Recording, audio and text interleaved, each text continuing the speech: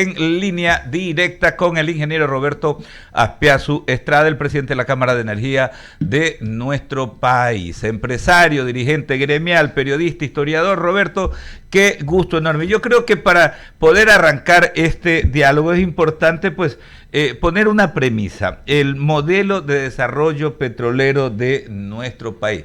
Si es que existe, porque capaz que Roberto Azpiazu me dice que no existe, pero si existe, ¿qué tenemos que hacerle? Hay que actualizarlo, modificarlo, como para ponerlo en orden. Yo creo que ese es el punto medular, como para poder ir aterrizando estas ideas. Bienvenido, Roberto.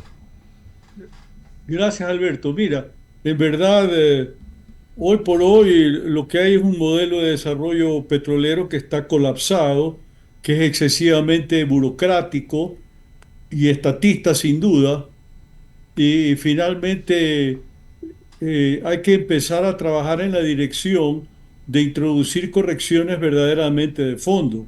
Hay que aumentar la producción que ha venido declinando de una década a la fecha en el orden de 100.000 barriles por día. Llegamos a producir 570.000, ahora estamos en 470.000.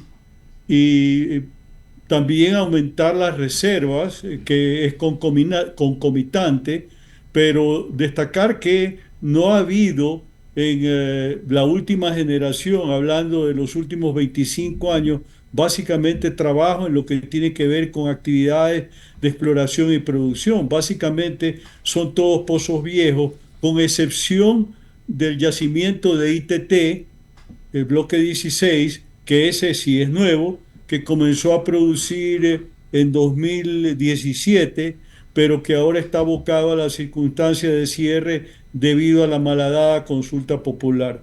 Adicionalmente, hay los temas de transporte, que ahí hay el inconveniente de que es necesario priorizar el traspaso de 42 kilómetros de tubería, tanto del OCP como del SOTE, de la vertiente este, o mejor dicho norte, quise decir, del río Coca a la vertiente sur, que es mucho más estable geológicamente, destacando que en los últimos 5 años, de 2020 a la fecha, ha habido por lo menos una veintena de roturas de los ductos que han tenido que ser reparados, con el riesgo de que se pueda producir un colapso, es decir, un daño permanente. Es decir, es una suerte de espada de Damocles.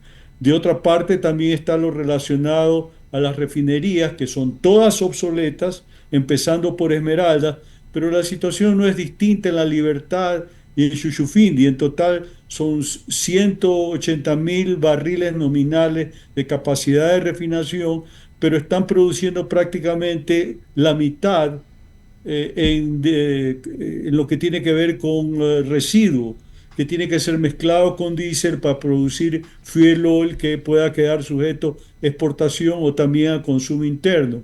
Y de ahí los otros pendientes que se refieren a los nuevos bloques que tienen que ser concesionados, incluido, pues desde luego Sacha, que ha sido objeto de una dura controversia en las últimas semanas, y lo propio respecto al gas del Golfo de Guayaquil, bloque 6, de manera tal que en líneas muy gruesas ese es un poco el tema como está en este momento en términos de replanteamiento. Hay que retirar el Estado en cuanto tiene que ver con su rol tan protagónico en la industria y comenzar a abrir los espacios que corresponden al sector privado. Y en esos términos es que está previsto el concesionamiento de Sacha. Correcto, ya vamos a Y si entrar, no se hace Roberto, ahora, ya vamos a tendrá entrar que ahí. hacerse en el futuro. Ya vamos a Ya, entrar a fondo, ¿no? Junto al equipo ya. vamos a entrar a fondo al tema Sacha. Pero antes, ¿por qué es importante estas precisiones, no? Sin un modelo de desarrollo actualizado, teniendo pues en consonancia todos estos elementos que permitan tener pues participación privada, los capitales. Te pregunto, Roberto, básicamente porque el otro componente también es la situación de Petroecuador. En términos generales, ¿cómo está Petroecuador? Porque a veces uno cuando averigua se encuentra con estos temas de que ni siquiera tiene balances auditados, de que tiene tantos problemas. Este ir y venir de directivos, no de integrantes. Si en el Ministerio de Energía tenemos gente que va y viene, en Petroecuador pasa igual y en sus filiales idéntico. Entonces, básicamente, ¿cuál es la radiografía de Petroecuador? La radiografía de Petroecuador es que una empresa estatal totalmente colapsada, sin ninguna institucionalidad.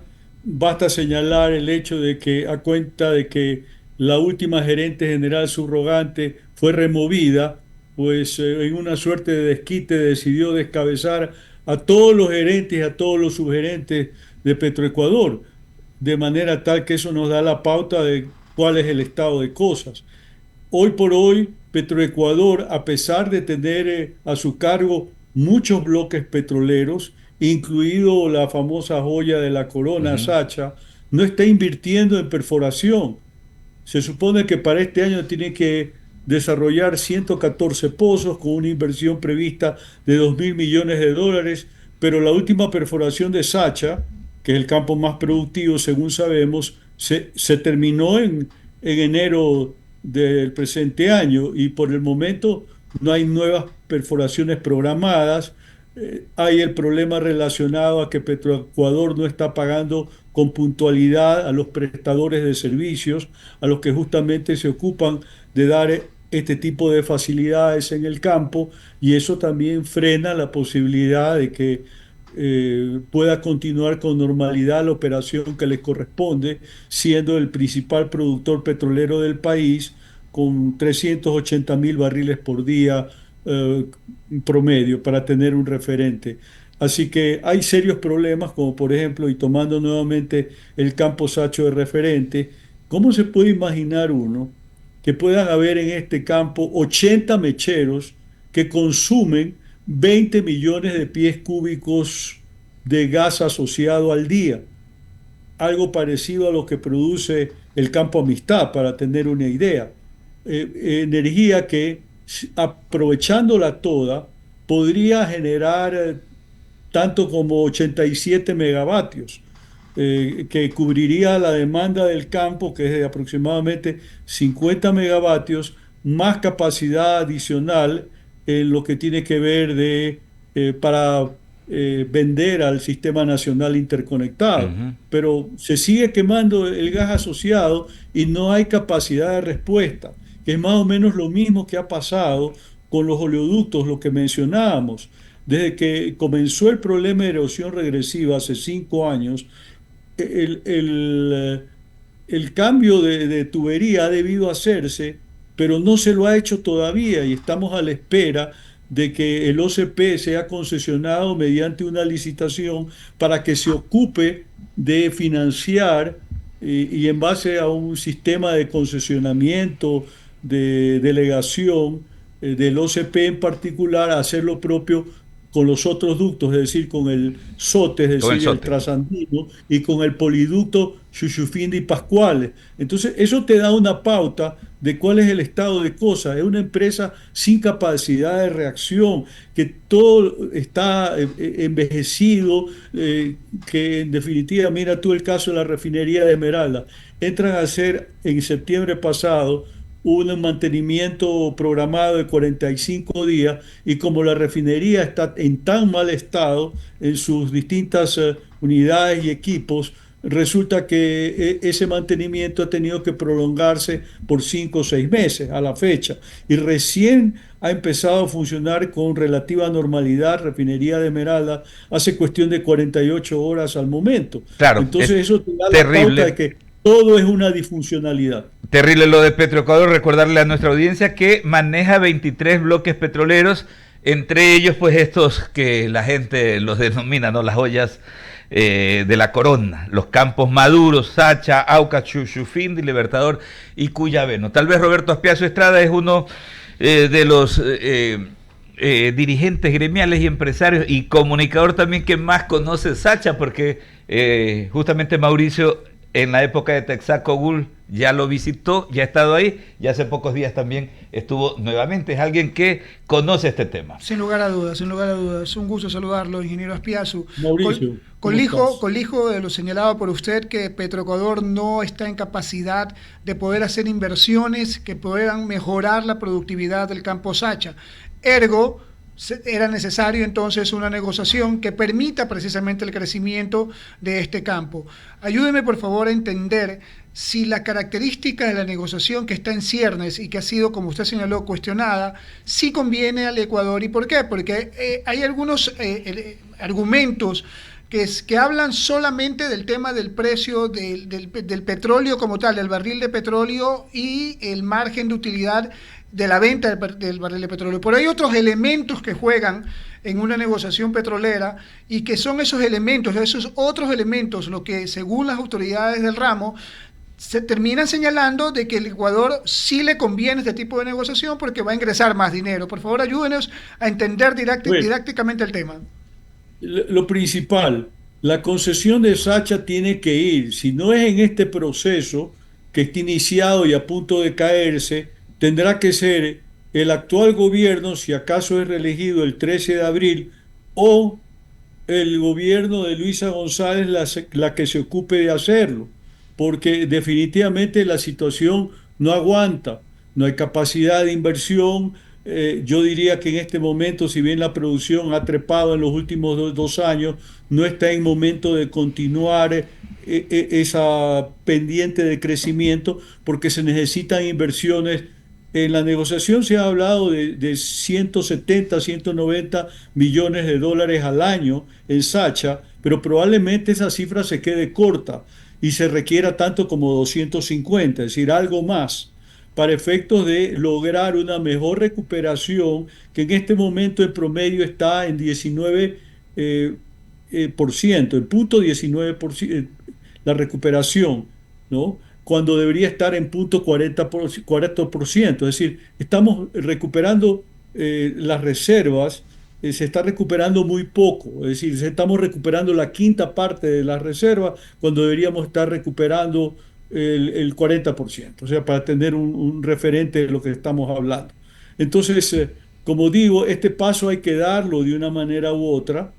El asunto son los tiempos. Ahora con el ultimátum que ha dado el presidente Noboa, va a resultar muy difícil que el consorcio Sinopetrol tenga capacidad de hasta el martes tener los 1.500 millones de dólares cancelados a manera de anticipo, de manera tal de que yo veo que esto se está complicando. Han pedido una dilatoria, una ampliación de 30 días para los fines consiguientes, pero yo lo sigo viendo complicado porque finalmente el contrato de Sacha está atado al desenlace de las elecciones del 13 de abril y bueno, creo que hay mucha incertidumbre con esto. Quiero decir también que no se ha explicado correctamente el hecho de cómo se hace efectivamente el reparto. Ese es el punto clave. En el sentido que se ha hablado del 20-80, pero el 20-80 resulta que el 80, que supuestamente se lo lleve el consorcio, está sujeto al pago de una serie de impuestos. Lo otro es de libre disponibilidad, para tenerlo claro. Pero en lo que tiene que ver con los impuestos, hay mencionado lo de las regalías, pero hay también impuesto a la renta. Hay dos fondos específicos que se supone que están destinados para beneficiar a las instituciones de la Amazonía, que son el que se denomina Fondo de Desarrollo y también el Fondo Común, que tienen distintos impuestos. 4% del valor de las exportaciones petroleras. Aparte de eso, 12% de las utilidades de las empresas, adicional al impuesto a la renta. Más allá de eso, hay para todo lo que es facturación de las empresas internacionales a Petroecuador, 4% del valor bruto de dichas facturas. Y para las empresas nacionales, 2% igualmente brutos, independientemente de que también hay que considerar otros gravámenes regulares como son el IVA, el ISD, de manera tal que si usted agrega el valor de la inversión que tiene que realizar para recuperar los campos, la amortización que tiene que hacerse también del anticipo de los 1.500 millones de dólares y del hecho que el concesionario tiene que asumir los costos de producción, que todavía no están aclarados, porque la información oficial de Petroecuador es que el valor del barril cuesta producir los $7, pero si no hay contabilidad auditada, ¿qué le dice usted que esto no puede ser $12? El otro día lo escuché a Boris Abad, que es una de las personas más entendidas de materia petrolera del país, hablar de que él estima que el costo mínimo es de $12 sin considerar el costo de transporte del barril de Sacha, de manera tal que hay también un juego de cifras que se presta a la manipulación y a la falta de claridad. En términos de renta neta, según lo ha dicho el propio gobierno, la relación, considerando estos factores que he anotado, es 80% para el Estado, 20% para la concesionaria, para fines de que naturalmente pueda amortizar todos los costos en los que tiene que incurrir.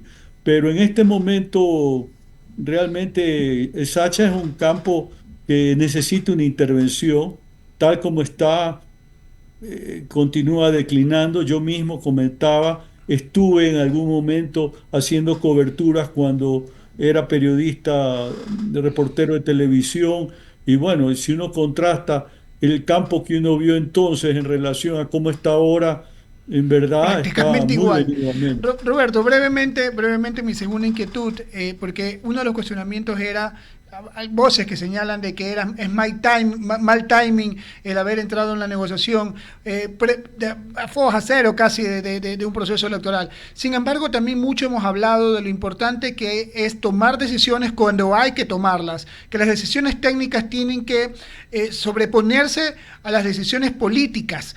Porque si es necesario tomar una decisión más allá del tiempo que se lo haga, lo importante es tomar esa decisión. Ha pasado, por ejemplo, con Perú. Ya se hizo, la concesión de Sacha se hizo durante el correísmo, usted lo sabe perfectamente, de 2009 a 2016, en manos de un consorcio de Petroecuador con PDVSA que se llamó Rionap. Y resultó que la inversión realizada por PDVSA como socio fue traernos equipos chatarra de Venezuela al Ecuador, supuestamente para remozar un campo que para entonces ya era viejo, porque venía funcionando desde principios de los años 70, es decir, casi 40 años.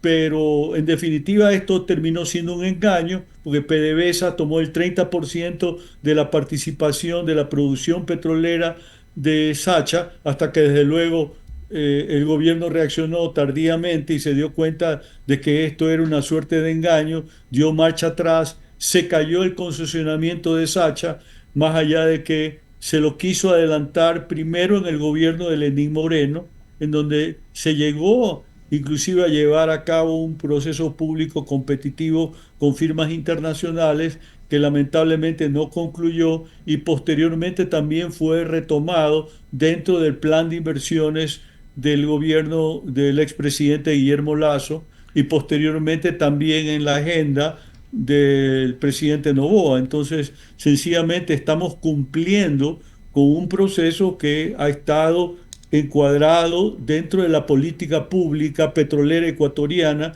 no de un gobierno, sino de varios gobiernos. Entonces, eso hay que tenerlo en claro. El presidente de la Cámara de Energía, ingeniero Roberto Espiazo, está con nosotros. Le voy a dar paso a Leonidas Castro. Gracias por contestar mis inquietudes, Roberto.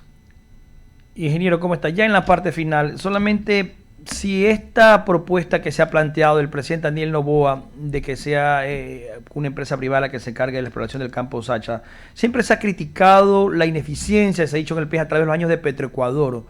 ¿Por qué tanto problema hoy en día para que sea la empresa privada, que se dice eficiente, o por lo menos tiene un trabajo más eficiente que lo que hacen las estatales, para poder trabajar en un proyecto que significa recursos para el Ecuador? Siempre y cuando, como dicen algunos, pues no se esté entregando toda, como que dice el petróleo, pues para que se lo lleve el sector privado, pero que sea también una repartición equitativa. ¿Por qué tantos reparos a tratar de cambiar el esquema, el sistema de trabajo deficiente que ha sido Petroecuador a través de muchos años? Porque no funciona. Mire usted lo que yo mencionaba de los impuestos que gravan especialmente la actividad petrolera. Hay en particular esto que se denomina el fondo común. Resulta que los dineros que están destinados al fondo común finalmente no le llegan a los gobiernos autónomos descentralizados, porque los proyectos de obra de infraestructura de los municipios y consejos provinciales tienen que cumplir los cánones de la Secretaría de Planificación y hay todo un trámite burocrático relacionado al visto bueno que tiene que dar en última instancia el Ministerio de Economía y Finanzas. Y si durante el año fiscal no se cumple con el desembolso correspondiente y la construcción del proyecto específico, sencillamente el ministerio se queda con el dinero, que eso es lo que viene pasando. Es decir, hay una institucionalidad que no está funcionando, es decir, no se están realizando todas las obras que se debería en función de los recursos ingentes que se está captando, y desde luego eso genera presión sobre la propia industria petrolera en lo que tiene que ver con sus relaciones comunitarias, porque como la obra pública no llega, a pesar que hay esta recaudación, pues desde luego la expectativa de cumplimiento alrededor de proyectos de educación, salud, agua potable, vialidad, pues tienden a cargarse sobre las operadoras petroleras, sean concesionarias de Petroecuador o en su defecto con contratos de participación de servicios específicos con financiamiento con Petroecuador.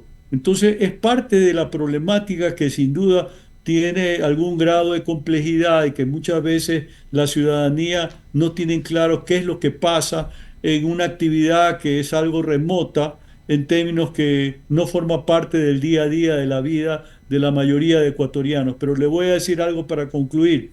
En la visita que acabo de hacer a Sacha, algo que me llamó poderosamente la atención es advertir que la provincia de Orellana está en un ciclo de depresión económica, porque mientras Sacha pues, está comenzando a tambalear y no hay inversiones en ese campo, por otro lado hay el inconveniente de que el ITT se está cerrando y eso está determinando que muchas empresas han dejado de funcionar, han salido de la provincia o han menguado considerablemente sus actividades.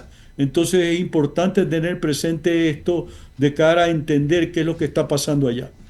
Estamos en un proceso electoral sin lugar a dudas y mucho va a depender de lo que pase el próximo 13 de abril para saber el futuro del campo Sacha. Sabemos las posiciones de ambos candidatos que son serios aspirantes a ser presidentes del Ecuador o presidente del Ecuador.